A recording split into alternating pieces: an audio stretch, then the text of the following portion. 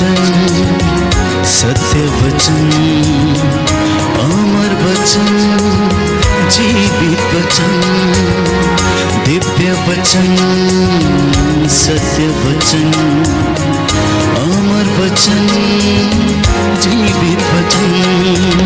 साई दा बाबा बनी दा बाबा बगरे जनी रे जनी रे जनी रे जनी रे सा। दिव्य वचन, सत्य वचन, अमर वचन, जीवित वचन, दिव्य वचन, दिव्य वचन।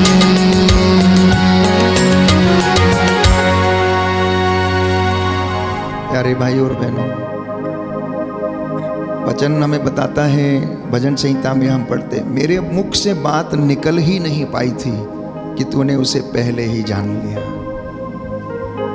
मेरे मुख से बात अभी निकली ही नहीं थी कि तूने उसे पहले से ही जान लिया। मैं कहाँ जाऊं, मैं अपने आप को कहाँ छिपाऊं, बादलों पे चढ़ता हूं तो तू वहाँ है, समुद्र में जाता हूं तो तू वहाँ है, आकाश पर चढ़ता हूं तो तू वहाँ है, पर्वतों पर जाकर छिपता हूं तो तू वहाँ है, सब जगह तो मौजूद है। मैं कहाँ जाऊं? कहता है कौन मेरे मुख पर पहरा बिठाएगा, कौन मेरे मुख पर पहरा बिठाएगा। प्यारे भाई प्यारी बहन, ये पवित्र अनुग्रह का समय है और इस वक्त प्रभु हमसे बातें कर रहा है और हमें आशीष और अनुग्रह प्रदान कर रहा है। हम में से बहुत से लोग सोचते हैं कि हम ये काम करेंगे, हम वो काम करेंगे, योजना बनाते हैं अपनी ज़िंदगी में। कई बार जब पूरी नहीं होती हैं तो निराश हो जाते हैं, टूट जाते हैं। लेकिन प्रभु कहता है मैंने तुम्हारे लिए योजना बनाई है और वो योजना तेरे हित की है, अहित की नहीं है। मैं उपयुक्त समय आने पर उसे पूरा करूँगा, सही समय आने पर मैं तुझे सब कुछ प्रदान कर दूँगा।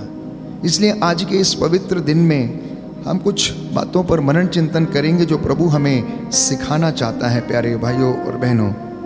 और वो यही चाहता है कि मैं और आप उसके नज़दीक रहें और नित्य प्रतिदिन उसकी हुजूरी में रहें। आप घरों में जो बुज़ुर्ग हो गए हैं, दिन रात उसका नाम सिमरते रहते हैं। आप जो नौजवान माता पिता हैं, प्यारे भाइयों और बहनों, आप जो लोग नौजवान बेटे बेटियां हैं, जिंदगी की इस दौड़ धूप में दौड़े चले जा रहे हैं, पता नहीं कहाँ जा रहे हैं। दुनिया के इस शोर में मैंने जैसा कहा शांति की खोज में है, प्रेम की खोज में है। कोई प्रेम को सोशल मीडिया प्लेटफॉर्म पे खोज रहा है, वहाँ पर प्रेम पाने की कोशिश कर रहा है, तो कोई साथ रहते हुए प्रेम का अनुभव नहीं कर पा रहा है। कितनी बड़ी विडंबना है कि कोई व्यक्ति सोशल मीडिया प्लेटफॉर्म पर प्रेम को खोजने की कोशिश करता है, साथी को खोजने की कोशिश करता है, लेकिन वहीं दूसरी ओर साथ रहते हुए भी कुछ लोग उस प्रेम का अनुभव नहीं कर पा रहे हैं। आज की ये दुनिया आभासी दुनिया है। हम लोग एक वर्चुअल वर्ल्ड में रहते हैं। हम आभासी दुनिया में सोचते हैं कि लोगों के पास हैं, लेकिन जो आसपास रहते हैं हम उनसे बहुत दूर हैं, हम बहुत दूर हैं। कभी आपने सोचा है कि ये दुनिया किस ओर बढ़ रही है, किधर जा रहे हैं हम लोग क्या खोज रहे हैं, क्या पाना चाहते हैं? आप लोग जो हमारे बुजुर्ग माता पिता हैं, आपने सतयुग का वो जमाना देखा है प्यारे भाइयों और बहनों, जब सब एक साथ मिलकर बैठ के खा लिया करते थे, एक ही जगह सो जाया करते थे, एक ही प्लेट में बैठ के खा लिया करते थे, एक ही कमरे में सो जाया करते थे। वो आपका समय था, वो आपका दौर था। लेकिन आज आप इस बदलती दुनिया को जब देखते हैं तो ऐसा लगता है कि प्यारे भाइयों और बहनों, सब कुछ समाप्त होता नजर आता है। सत्य ढूंढने से नहीं मिलता, प्रेम पाने की अभिलाषा में क्या कुछ नहीं हो जाता है। प्रेम मात्र प्यारे भाइयों और बहनों शारीरिक आकर्षण बनकर रह गया। आज की दुनिया में केवल आकर्षण बन के रह गया है। इसलिए आज के इस पवित्र दिन में भी, संध्या समय में भी प्रभु याद दिलाता है कि मैं हूँ, मैं बैठा हूँ, come to me all you are heavily laden with the burden. प्यारे भाइयों और बहनों, आप जो लोग इस बोझ से दबे हुए हो, मैं अभी हूँ, मैं जिंदा हूँ इसलिए तुम भी जिंदा हो।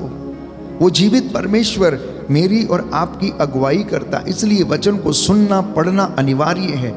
चाहे ये दुनिया में कितना भी शोर हो, चाहे इस दुनिया में कितनी भी अशांति हो, लेकिन फिर भी मैं आपको विश्वास दिलाता हूँ, यदि आप पवित्र वचन को विश्वास के साथ कबूल करेंगे, अंगीकार करेंगे, तो ये आपको सांत्वना देगा। दुनिया की इस दौड़ धूप में जब वो निराश इंसान हो जाता है, हृदय से टूट जाता है, सांत्वना नहीं मिलती है, नशे में डूबा रहता है, ड्रग्स में और तमाम ऐसी चीजों में, कितने बुरी तरीके से आजकल लोग शैतानी जाल में फंस जाते हैं, उनका जीवन खराब हो जाता है। लेकिन प्रभु फिर भी वचन के द्वारा हमें हिम्मत देता है, सांत्वना देता है कि मैं तुम्हारा साथ कभी नहीं छोड़ूंगा। वो कहता है मैं तुम्हारा युद्ध आप लड़ूंगा। इसलिए पवित्र बाइबल कहती है, धिक्कार उस मनुष्य को जो मनुष्य पर भरोसा रखता, लेकिन धन्य है वो मनुष्य जो ईश्वर पर भरोसा रखता है। वो ऐसे पेड़ों के समान है जो तालाब के किनारे लगाए गए पेड़ हैं, जिनको सींचने की जरूरत नहीं पड़ती, जिनकी जड़ें इतनी गहरी हैं कि वो तालाब से, प्यारे भाइयों और बहनों, नमी यूं ही सोख लेती हैं। आप जरा कभी कभी सोचा करिए और मनन चिंतन किया करिए, जैसे मैंने कई बार कहा कि पहाड़ पर जो पेड़ लगे हुए होते हैं, जहां कोई पानी की सुविधा नहीं होती, लेकिन फिर भी वो सदा हरे भरे रहते हैं। बिल्कुल आप देखिए देवदार के पेड़, चीड़ के पेड़ जो चट्टानों के ऊपर पत्थरों में लगे हुए हैं, उनकी जड़ें कितनी गहरी होंगी जो नमी को सोखती हैं और उस पेड़ को क्या करती हैं, स्वास्थ्य प्रदान करती हैं। क्या मेरा और आपका विश्वास ऐसा है? क्या मसीहों का विश्वास ऐसा है? क्या प्रभु के अनुयायियों का विश्वास ऐसा है? बाइबल कहती है, संत पौलुस हमें सिखाता, विश्वास में आपकी जड़ें गहरी हो, विश्वास में आपकी जड़ें गहरी हो, अन्य किसी काम में नहीं। प्रभु ने कभी नहीं कहा कि तुम पिकनिक मत जाओ, एंजॉय मत करो, मनोरंजन मत करो। उसने कहा फलो फूलो, पृथ्वी पर फैल जाओ और सृष्टि का आनंद लो, लेकिन अपने सृष्टिकर्ता को याद रखो। उपदेशक ग्रंथ में लिखा हुआ बाइबल कहती है, अपनी जवानी में तुम अपने सृष्टिकर्ता को याद रखो, उसे कभी भी ना भुलाओ। सुक्ति ग्रंथ कहता है, जो तुमने जवानी में इकट्ठा नहीं किया, बुढ़ापे में उसे तुम्हें कौन देगा? जो तुम्हारे पास है वो भी तुमसे ले लिया जाएगा, कहता है। इसलिए जवानी में ही इकट्ठा करना शुरू करना। क्या? पैसे के साथ साथ पवित्रता, पैसे के साथ साथ प्रभु की दया, पैसे के साथ साथ प्रभु के वो प्यारे भाइयों और बहनों महान गुणों को, विनम्रता को, सेवा भाव को, ये बचपन से एकत्र करने की कोशिश करना। और हमारी यहाँ की जो संपत्ति हमारे पास है, जो कुछ भी है, उसे स्वर्गीय संपत्ति में कन्वर्ट करना, ये पवित्र बाइबल हमें सिखाती और प्रभु हमें बुलाता। Hallelujah, hallelujah. यीशु की स्तुति हो, यीशु की स्तुति हो, यीशु को धन्यवाद, यीशु को धन्यवाद, यीशु की आराधना हो, यीशु की आराधना हो, यीशु की महिमा हो, यीशु की महिमा यीशु हो, को धन्यवाद, यीशु को धन्यवाद। Hallelujah, hallelujah, hallelujah, hallelujah. तो अफेसियों के पत्र अध्याय 5 पद संख्या 16 और उससे आगे ये वचन मैं आपके लिए पढ़ना चाहता हूं। वर्तमान समय से पूरा लाभ उठाएं, क्योंकि ये दिन बुरे हैं। वर्तमान समय से पूरा लाभ उठाएं, क्योंकि ये दिन बुरे हैं। आप लोग ना समझ ना बने, बल्कि प्रभु की इच्छा क्या है ये पहचाने। कोई भी ईश्वर की इच्छा को जानना नहीं चाहता है, कोई भी ईश्वर की इच्छा को पहचानना नहीं चाहता, इसलिए बिना उद्देश्य के वो चलता जाता है, दौड़ता रहता है, छोटा हो बड़ा हो। ईश्वर आपसे चाहता क्या है? आप पुरोहित हैं तो पुरोहित से क्या चाहता है? आप धर्म बहन हैं तो धर्म बहन से क्या चाहता है? आप प्रचारक हैं तो प्रचारक से क्या चाहता है? आप माता पिता हैं तो माता पिता से क्या चाहता है? आप नौजवान हैं तो नौजवानों से प्रभु क्या चाहता है? संत पौलुस कहता है, आप ईश्वर की इच्छा क्या है उसे पहचाने। इतना ही नहीं, पवित्र बाइबल कहती है आप उन बातों का पता लगाने की कोशिश करो जो ईश्वर को प्रिय हैं। अगर आप अपने परिवार में, अपने समाज में उन चीज़ों का पता लगाने की कोशिश करते रहेंगे कि ईश्वर को कौन सी चीज़ प्रिय है, तो बुराई में आप कभी भी नहीं पड़ेंगे। आपका बच्चा बुराई में कभी नहीं पड़ेगा, दंपति बुराई में कभी नहीं पड़ेंगे। बाइबल कहती है अंगूरी पीकर मतवाले नहीं बने, क्योंकि इससे विषय वासना उत्पन्न होती है, बल्कि पवित्र आत्मा से परिपूर्ण हो जाएं। मिलकर भजन, स्तोत्र और आध्यात्मिक गीत गाएं, पूरे हृदय से प्रभु के आदर में गाते बजाते रहें। हमारे प्रभु ईसा मसीह के नाम पर सब समय सब कुछ के लिए पिता ईश्वर को धन्यवाद देते रहें। Hallelujah, hallelujah. यीशु की स्तुति हो। यीशु की स्तुति दाहिना हो। हाथ उठाकर अंगीकार करेंगे, यीशु की महिमा हो। यीशु की महिमा हो। Hallelujah, hallelujah. हे प्रभु यीशु, हे प्रभु यीशु, मैं विश्वास करता मैं हूँ विश्वास करता आप हूँ मुझसे बातें कर रहे हैं। आप मुझसे बातें कर रहे हैं। Hallelujah, hallelujah. यीशु की स्तुति हो। यीशु की स्तुति यीशु हो। को धन्यवाद। यीशु को धन्यवाद। Hallelujah, hallelujah. हालेलुया। हालेलुया। अब हम में से कई लोगों को ये डाउट होता है कि ये कैसे होगा, ये कैसे होगा, हम तो कर नहीं पाएंगे, हम तो कर नहीं पाएंगे। लेकिन संत पौलुस उसका भी जवाब देता है। उसका जवाब ये है, एफेसियों के पत्र अध्याय 3 पद संख्या 20 और उससे आगे, जहां पर लिखा हुआ है जिसका सामर्थ्य हम में क्रियाशील है और जो वे सब कार्य संपन्न कर सकता है जो हमारी प्रार्थना और कल्पना से अत्यधिक परे है, उसी को कलीसिया और ईसा मसीह द्वारा पीढ़ी दर पीढ़ी युगों युगों तक महिमा मिले, आमीन। और वो सब काम हम में क्रियाशील कर सकता है। आपकी और मेरी जिंदगी में हर काम को वो कर सकता है। प्यारे भाइयों और बहनों, इसलिए हम तमाम लोगों को जो प्रभु के अनुयायी हैं, उसके भक्त हैं, उसके मार्ग पर चलते हैं, उन्हें इन सब बातों को अपने हृदय में संजो के रखना, उन्हें आत्मसात करना और अपनी जिंदगी में क्रियान्वित करना है। जब तक ये आप क्रियान्वित नहीं करेंगे तब तक मेरा और आपका विश्वास दृढ़ ना होगा। क्योंकि बाइबल कहती, संत पौलुस लिखता है, कर्मों के अभाव में हमारा विश्वास निर्जीव है। अगर कर्म अच्छे नहीं है तो जितना मर्जी विश्वास कर लिया जाए वो निर्जीव रहेगा। प्यारे भाइयों और बहनों, जो वचन हम सुनते हैं, जो वचन हम पढ़ते हैं, जो वचन हम बोलते हैं, उसे अपनी जिंदगी में आत्मसात करना, आत्मसात करने के बाद उसे अपनी जीवन में लागू करना, ये पवित्र बाइबल सिखाती है। हम में से बहुत से लोग बेकार की चिंता में पड़े रहते हैं, बेकार की चिंता में पड़े रहते हैं। बहुत से लोग प्यारे भाइयों और बहनों कई बातों की विषय में चिंतित हैं।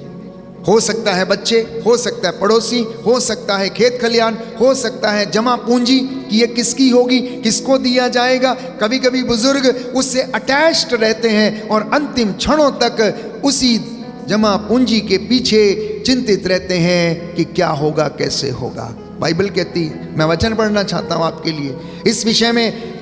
प्यारे भाइयों और बहनों, संत पौलुस लिखता है, जो बेकार की बातों की चिंता करते हैं उनकी बुद्धि पर अंधकार छाया हुआ है और वे अज्ञान और हृदय की कठोरता के कारण ईश्वरीय जीवन से बहिष्कृत हो गए हैं। एफेसियों का पत्र अध्याय 4 पद संख्या 18। Hallelujah, hallelujah. यीशु की स्तुति हो। यीशु की स्तुति हो। प्रभु का वचन कहता है, प्रभु का वचन कहता है, एफेसियों का पत्र एफेसियों का पत्र अध्याय 4 पद संख्या 18, जो बेकार की बातों की चिंता करते हैं, जो बेकार की बातों की चिंता करते हैं, उनकी बुद्धि पर अंधकार छाया हुआ है। अंधकार छाया हुआ है। वे अपने अज्ञान और हृदय की कठोरता के कारण ईश्वरीय जीवन से बहिष्कृत हो गए हैं। वे नैतिक बोध से शून्य होकर लंपटता के वशीभूत हो गए हैं। और उनमें हर प्रकार के अशुद्ध कर्म की लालसा निवास करती है। Hallelujah, hallelujah. प्यारे भाई और बहनों, ये धर्मशास्त्र की बातें हैं, ये पवित्र बातें हैं और धर्मशास्त्र कहता। इसलिए आप में से जो लोग मुझे सुन रहे हैं, अपने घर में अपनी जिंदगी में बेकार की बातों की चिंता ना करना, क्योंकि बाइबल कहती है जो लोग ऐसा करते हैं वे अंधकार में फंसे हुए हैं और अज्ञान और हृदय की कठोरता के कारण ईश्वरीय जीवन से बहिष्कृत हो गए, दूर हो गए। इतना नहीं, बाइबल कहती है मैं आप लोगों से यह कहता हूं और प्रभु के नाम पर यह अनुरोध करता हूं कि आप सब लोग गैर यहूदियों के जैसा आचरण ना करें, गैर यहूदियों के जैसे आचरण ना करें। आगे लिखता है अगर आप लोग चाहते हो कि प्रभु की हुजूरी में आप बने रहो तो पद संख्या 29 में हम पढ़ते हैं, प्यारे भाइयों और बहनों, आपके मुख से कोई अश्लील बात नहीं बल्कि ऐसे शब्द निकलें जो अवसर के अनुरूप दूसरों के निर्माण तथा कल्याण में सहायक हों। अध्याय 4 पद संख्या 29 और उससे आगे, आपके मुख से कोई अश्लील बात नहीं निकले बल्कि ऐसे शब्द निकलें जो अवसर के अनुरूप दूसरों के निर्माण तथा कल्याण में सहायक हों। पवित्र आत्मा ने मुक्ति के दिन के लिए आप लोगों पर अपनी मोहर लगा दी है, आप उसे दुख नहीं दें। Hallelujah, hallelujah. दाहिना हाथ उठाकर बोलेंगे हालेलुया, हालेलुया। यीशु की स्तुति हो, यीशु की स्तुति हो, यीशु को धन्यवाद, यीशु को धन्यवाद, यीशु की आराधना हो, यीशु की आराधना हो, यीशु की महिमा हो, यीशु की महिमा हो, यीशु को धन्यवाद, यीशु को धन्यवाद। Hallelujah, hallelujah, hallelujah. हालेलुया। तो प्रभु के प्रेम और शांति और अनुग्रह को अनुभव करने का जो साधन है, जो प्रक्रिया है, बाइबल कहती वो ये है। और लिखा हुआ है कि आप लोग पवित्र आत्मा को दुखी ना किया करें, पवित्र आत्मा की प्रेरणा का दमन ना किया करें, अन्यथा एजेकियल नबी के ग्रंथ में हम पढ़ते हैं प्रभु का वचन ये कहता है मुझे तेरे अहंकार के कारण एकांत में बैठकर रोना पड़ेगा। Hallelujah, hallelujah. यीशु की स्तुति हो, यीशु की स्तुति यीशु हो, को धन्यवाद, यीशु को धन्यवाद। आगे लिखा आप लोग सब प्रकार की कटुता, उत्तेजना, क्रोध, लड़ाई झगड़ा, परनिंदा और हर तरीके तरह की बुराई अपने बीच में से दूर करें, एक दूसरे के प्रति दयालु तथा सहृदय बने, जिस तरह ईश्वर ने मसीह के कारण आप लोगों को क्षमा कर दिया उसी तरह आप लोग भी एक दूसरे को क्षमा करें। Hallelujah, hallelujah. यीशु की स्तुति हो, यीशु की स्तुति यीशु हो, को धन्यवाद, यीशु को धन्यवाद, यीशु की आराधना हो, यीशु की आराधना हो, यीशु की महिमा हो, यीशु की महिमा हो, यीशु को धन्यवाद, यीशु को धन्यवाद। Hallelujah, hallelujah, hallelujah. हालेलुया। तो परमेश्वर प्रेम है, परमेश्वर क्षमा है, जैसा उसने किया बाइबल कहती है वैसा ही तुम भी एक दूसरे के साथ किया करो। हम पढ़ते हैं योहन के पहले पत्र अध्याय 4 पद संख्या 8 में, जहाँ पर लिखा हुआ इससे बड़ा किसी का प्रेम नहीं कि कोई अपने मित्रों के लिए अपना प्राण अर्पित कर दे। इससे बड़ा किसी का प्रेम नहीं कि कोई अपने मित्रों के लिए अपना प्राण अर्पित कर दे। योहन का सुसमाचार अध्याय 15 पद संख्या 13 में हम पढ़ते हैं, प्यारे भाई और बहनों, लिखा है यीशु मसीह ने क्रूस के ऊपर से क्षमा किया। लूकस का सुसमाचार अध्याय 23 पद संख्या 34, हे पिता इन्हें क्षमा कर क्योंकि ये नहीं जानते कि ये क्या करते हैं। तो प्यारे भाइयों और बहनों, आज हम मसीह जीवन की 3 मजबूत स्तंभों के ऊपर थोड़ा सा मनन चिंतन करेंगे। मैं आपको बताने का प्रयास कर रहा हूं कि ईश्वर की शांति को किस तरीके से महसूस किया जा सकता है, उसके प्रेम को किस तरीके से महसूस किया जा सकता है, किस तरीके से हम अपनी चिंताओं को छोड़कर, अश्लील बातों को त्याग कर, और किस तरीके से हम प्रभु के अनुग्रह को प्राप्त कर सकते हैं, और इसके लिए हमें और क्या करने की आवश्यकता है। तो प्रेम, बलिदान और क्षमा, ये 3 स्तंभ हैं ईश्वरीय अनुग्रह को प्राप्त करने के लिए। यदि प्रेम जड़ है तो बलिदान उसका तना है, याद रखिएगा। प्रेम यदि जड़ है तो बलिदान उसका तना है और क्षमा उसका फल है। जब आप प्रेम करेंगे तो उस व्यक्ति के लिए बलिदान करने के लिए तैयार रहेंगे, अन्यथा नहीं। और जब आप बलिदान करेंगे तो उसका फल क्षमा के रूप में आपको प्राप्त होगा। तो आज की दुनिया में लोग कहते हैं मुझे प्रेम चाहिए लेकिन बलिदान नहीं, मुझे न्याय चाहिए लेकिन क्षमा नहीं चाहिए। परंतु यीशु मसीह का मार्ग अलग है। क्रूस पर हमें तीनों एक साथ दिखाई देते हैं। क्रूस पर हमें प्रेम भी नजर आता है, बलिदान भी नजर आता है, और वहीं से हमें क्षमा भी नजर आती है। प्रेम प्यारे भाइयों और बहनों मसीही जीवन की आत्मा है। सुन लेना ध्यान से। प्रभु यीशु अपने दास के माध्यम से आपको पुनः एक बार आज समझाने का प्रयास करता है कि प्रेम आपके मसीही जीवन की आत्मा है। बाइबल कहती है जिस व्यक्ति में प्रेम नहीं, योहन के पहले पत्र अध्याय 4 में हम पढ़ते हैं, जिस व्यक्ति में प्रेम नहीं उसमें ईश्वर का अस्तित्व मौजूद नहीं। जो व्यक्ति ये कहता है कि मैं अपने भाई को क्षमा नहीं कर सकता हूं या उससे प्रेम नहीं करता है, तो प्यारे भाइयों और बहनों वो उसके दुश्मन बन जाता है, क्योंकि उसमें प्रेम का अभाव है। तो बाइबल कहती है कुरिन्थियों के पहले पत्र अध्याय 13 पद संख्या 4 से 8 में संत पौलुस इस प्रेम की परिभाषा को हमें परिभाषित करके बताना चाहते हैं और कहते हैं कि बाइबल का प्रेम केवल भावना नहीं, ये एक निर्णय है और कर्म है। आप लोग जो बाइबल का वचन पढ़ते हैं या सुनते हैं या प्रचार में आप सुनते हैं किसी दास को बोलते हुए, तो प्यारे भाइयों और बहनों आपके लिए यह जानना जरूरी है कि बाइबल का प्रेम कैसा है। वो केवल एक भावना नहीं है। जैसा मैंने कहा, प्रार्थना कोई भावना नहीं है। आप आए, 2-4 बातें बोली, आंसू बहाए और चले गए। प्रार्थना एक संबंध है। प्रार्थना परमेश्वर से जुड़ना है, जुड़ के उससे बातें करना, उससे संबंध स्थापित करना। और उसी तरीके से बाइबल का जो प्रेम है प्यारे भाइयों और बहनों, वो केवल और केवल प्रेम, साधारण प्रेम नहीं, बल्कि वो निर्णय और कर्म है। क्योंकि उस प्रेम ने निर्णय लिया किस बात का? प्राणों की आहुति देने का। उस प्रेम ने कर्म किया। कैसे? उसने क्षमा करके दिखाया। जब उसने कहा कि एक दूसरे को क्षमा करो, तो उसने खुद क्षमा करके दिखाया पहले। हे पिता, इन्हें क्षमा कर, क्योंकि ये नहीं जानते कि ये क्या कर रहे हैं। यीशु ने कहा, यदि तुम मुझसे प्रेम रखते हो तो मेरी आज्ञाओं का पालन करोगे। योहन का सुसमाचार अध्याय 14 पद संख्या 15 में हम पढ़ते हैं। आगे वो कहता है कि प्रेम अगर है तो आज्ञाकारिता होगी, और अगर आज्ञाकारिता आ गई तो सेवा का भाव आ जाएगा, और सेवा का भाव यदि आ गया तो त्याग करने से आप पीछे नहीं हटेंगे।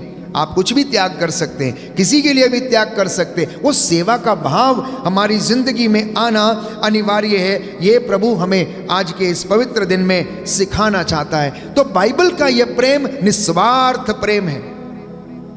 क्या आप कभी महसूस करते हैं अपनी जिंदगी में? आपने कभी महसूस किया?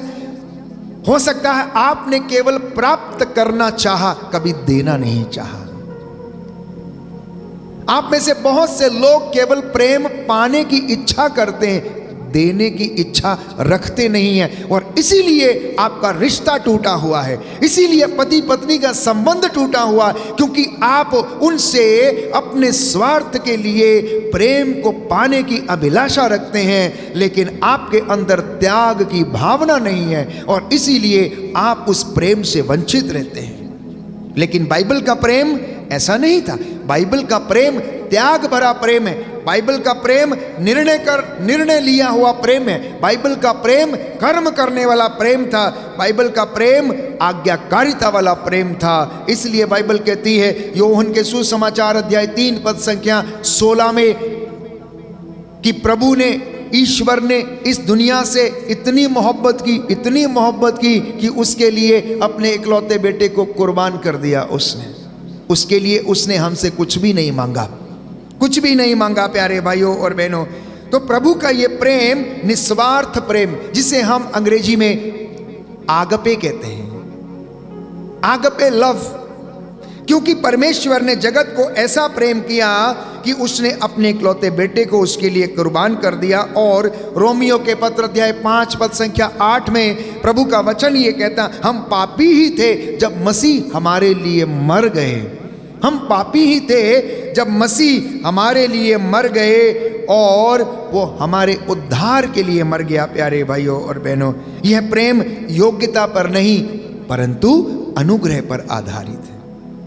यह प्रेम योग्यता पर नहीं कि आप बहुत बड़े हैं, आप बहुत अच्छे हैं, आप बहुत सुंदर हैं, आप में ये टैलेंट है, योग्यता पर नहीं, यह अनुग्रह पर आधारित है कि प्रभु ने अपने दास को यह अनुग्रह प्रदान किया है कि वो उसकी हड्डियों की रक्षा करेगा, वो उसका मार्ग प्रशस्त करेगा और वो उसके होठों को पवित्र करेगा, वो अपने वचनों को उसके मुख पर रखेगा ताकि उसके माध्यम से वो दुनिया की अगुवाई कर सके और ईश्वर की ओर उन्हें ला सके। प्यारे भाइयों और बहनों, तो एक माँ की छोटी सी कहानी मैं आपके साथ साझा करना चाहता हूँ। एक माँ ने अपने बीमार बच्चे के लिए अपनी किडनी दान कर दी। एक बच्चे की किडनी खराब हो गई।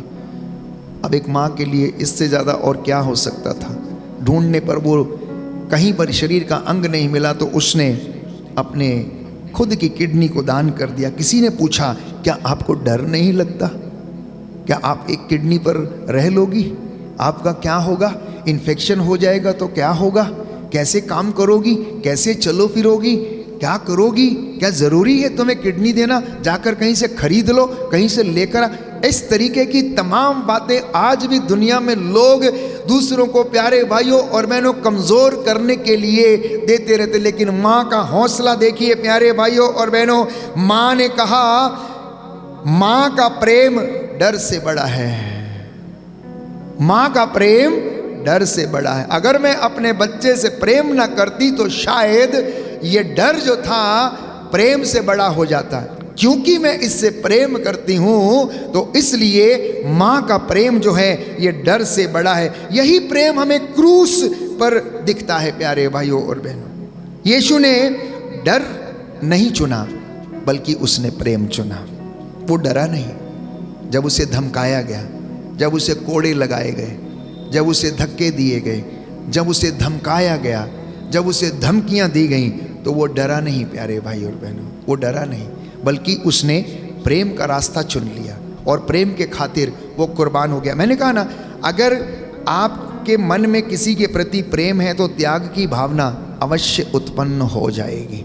यदि आप उस व्यक्ति से बेइंतहा प्रेम करते हैं तो आत्मनिरीक्षण का ये समय है। This is a time of self reflection. और वो रिफ्लेक्शन ये है, क्या मेरा प्रेम केवल शब्दों में है या फिर वो कार्यों में भी दिखता है? क्या मैं कठिन लोगों से भी प्रेम कर सकता हूं या नहीं? क्या मैं कठोर लोगों से भी प्रेम कर सकता हूं या नहीं? क्या उन लोगों से भी प्रेम कर सकता हूं जिन्होंने मुझे क्या कर दिया? दरकिनार कर दिया, जिन्होंने मुझे धिक्कारा, जिन्होंने मुझे मारा पीटा, गाली दे दी। पौलुस को मारकर शहर के बाहर प्यारे भाइयों अधमरा करके उसे डाल दिया और सोचा कि वो मर गया है, लेकिन फिर भी वो पीछे नहीं हटा। उसने सब कुछ सहन किया। बाइबल कहती है उसके चेले आकर उसको उठाकर ले गए, वो स्वस्थ हुआ। उसका बेड़ा जहाज 3 बार तोड़ा गया जब वो कुरिन्थ की यात्रा कर रहा था कि वो ना जाए और वचन का प्रचार ना करे। फिर भी उसने उन लोगों को क्षमा किया। तो क्या मैं अपने परिवार, पड़ोसी और कलीसिया से सच्चा प्रेम करता हूं? छोड़िए बाहर की बातें, अपने आप से पूछिए। आप घर के मुखिया हैं, आप घर के पिता हैं, आप घर की माता हैं। जरा अपने दिल पे हाथ rखकर यीशु के सामने ये अंगीकार करने की कोशिश करना और कहना कि मैं अपने बच्चों से सच्चा प्यार करता हूं, मैं अपनी पत्नी से सच्चा प्यार करता हूं, मैं अपने पति से सच्चा प्यार करती हूं। अपने दिल पर हाथ रखकर कहना और अंगीकार करना, क्योंकि ये रिफ्लेक्शन का समय है। ये बात प्यारे भाइयों और बहनों प्रभु आज आपके दिल में, हृदयों में डालना चाहता है कि बिना प्रेम के आप लोग ईश्वर का अनुग्रह ग्रहण नहीं कर सकते हैं। हो सकता है आप साथ उठते बैठते चलते फिरते हैं, जरूरी नहीं कि आप में प्रेम है। हो सकता है स्वार्थ के कारण भी आप चलते फिरते हो साथ में। हो सकता है आपको किसी चीज़ से पाने की आशा, इसलिए साथ चलते हैं। तो बाइबल कहती है, यूहन्ना का पहला पत्र अध्याय 3 पद संख्या 18 की, हे बालकों, हम ना तो वचन से और ना जीभ से परंतु कर्म से और सत्य से एक दूसरे को प्रेम करें। Hallelujah, hallelujah. यीशु की स्तुति हो, यीशु की स्तुति यीशु हो। को धन्यवाद, यीशु को धन्यवाद। यीशु की आराधना हो, यीशु की आराधना यीशु हो। की महिमा हो, यीशु की महिमा हो। यीशु को धन्यवाद, यीशु को धन्यवाद। Hallelujah, hallelujah. Hallelujah, hallelujah. Hallelujah, hallelujah. Hallelujah. Hallelujah. तो प्रतिदिन जो हमें कार्य करना है वो ये है, एक दूसरे को क्षमा करना, एक दूसरे को समय देना, एक दूसरे की सेवा करना, अपने अहंकार को मारना, अपने अहंकार को मारना। ये प्रभु का वचन आज हमें, मुझे और आपको सिखाता है प्यारे भाइयों और बहनों। जब हम क्षमा नहीं करते तो हमारी आत्मा बीमार हो जाती है। जब हम क्षमा नहीं करते तो हमारी आत्मा बीमार हो जाती है। जब हम क्षमा नहीं करते प्रार्थना रुक जाती है, अधूरी हो जाती है। और जब हम क्षमा नहीं कर पाते शांति चली जाती है।